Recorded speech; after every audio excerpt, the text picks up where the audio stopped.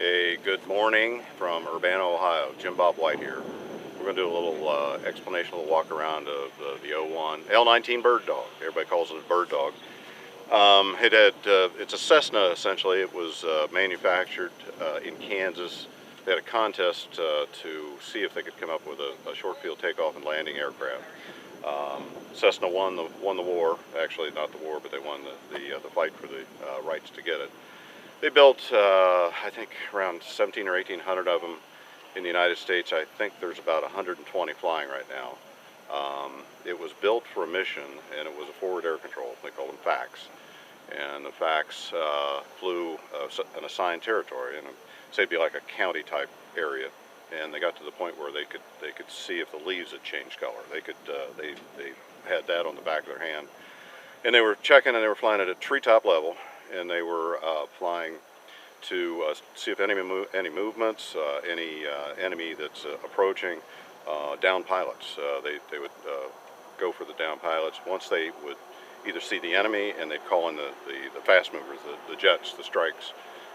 This guy was really busy inside. He used grease pencils on the windows because he'd be talking to the ground. He'd be talking to the jets. He'd be talking to other airplanes in the area. He'd have 4 or 5 radios going at once, and that's where all the antennas are. Once they found what they wanted to do, he'd go ahead and he'd pull up here, and these are white phosphorus rockets called Willie Beats, and they would go and they'd mark the territory. Well, they'd shoot the rockets, and it'd be a smoke bomb, and they'd light it off there. So then they could communicate back and forth with the fast movers.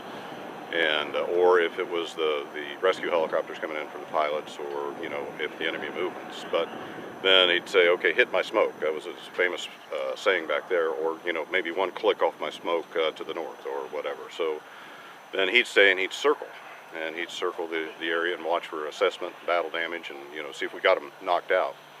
And that's why this particular one is painted in camo. Now they painted camo. This one was one of they found it worked so well, the camo worked so well that we couldn't see it either.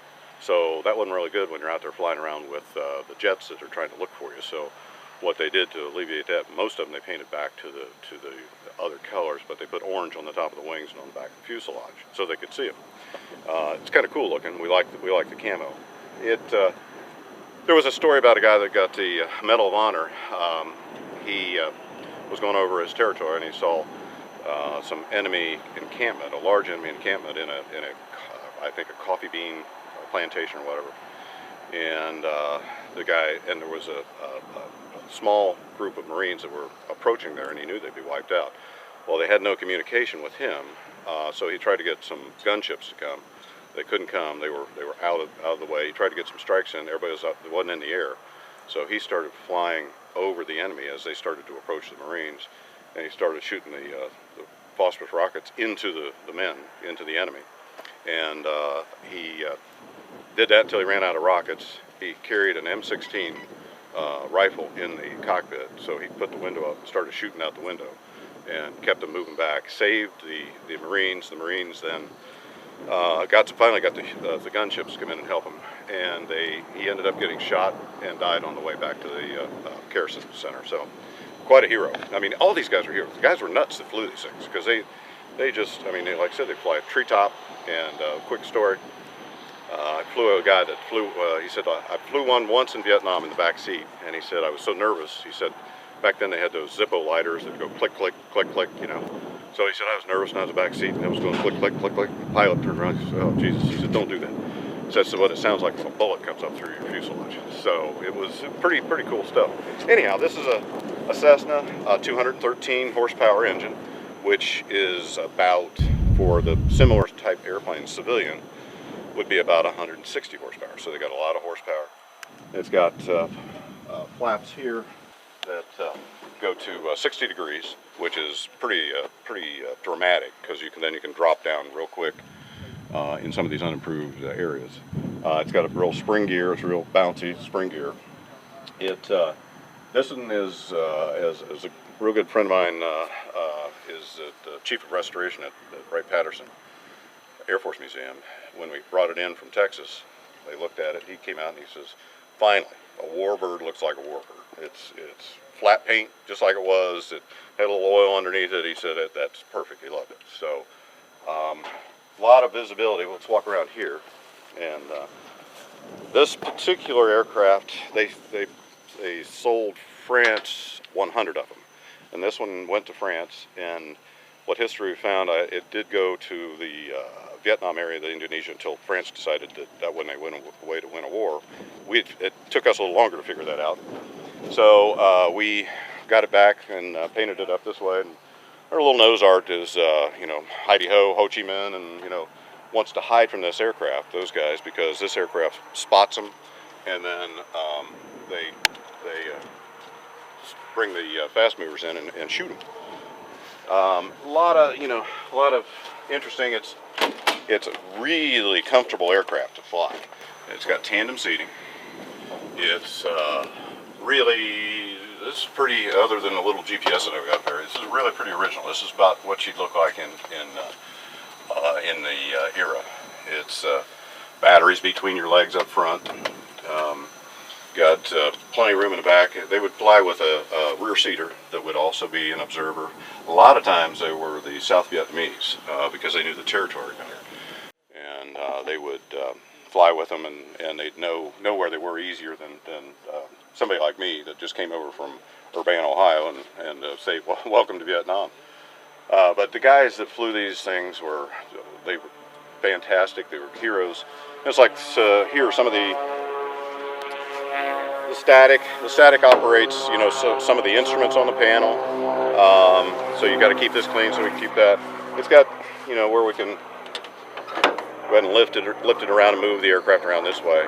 It's I think it weighs about 1,800 pounds. Here's some of the radio antennas that you don't see on a normal aircraft.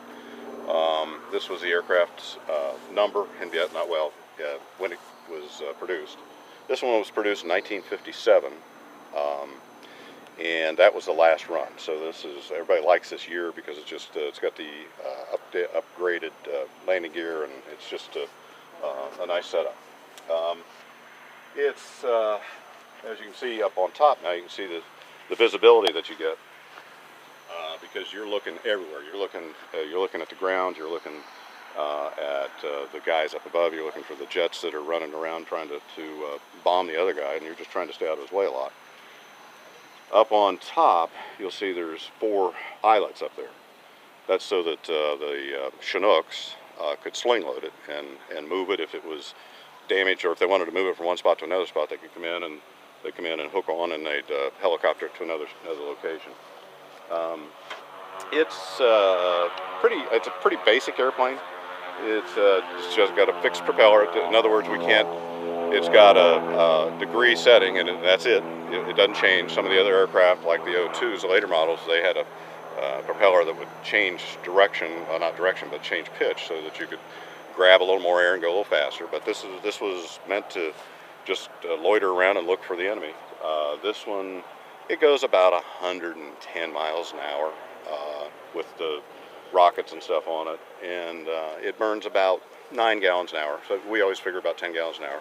It's got 42 gallons, so you know, figure it, you got 4 hours that you can go up. And these guys would fly, a lot of times they'd fly 4.5 hours. They'd lean it out as tight as they could, and because they needed to stay on station a lot longer. Talked to quite a few of some of the pilots that flew them, and they just tell amazing stories.